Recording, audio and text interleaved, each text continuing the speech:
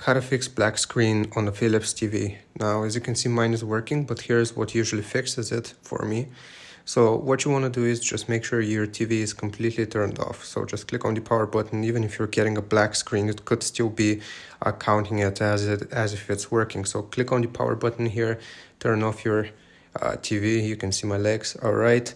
Now, if you see this little light here, it means that the TV is off. Now what we have to do is first disconnect any device that we have on here. So any device that is connected through HDMI or other ports here at the back of our TV, we want to disconnect them. So for example, you can see here I have the Nintendo Switch and I have another device here which is connected through HDMI. Basically, you want to unplug them from the back here of your TV. So unplug any of those devices. Now, another thing that we need to do is actually unplug it from the socket here.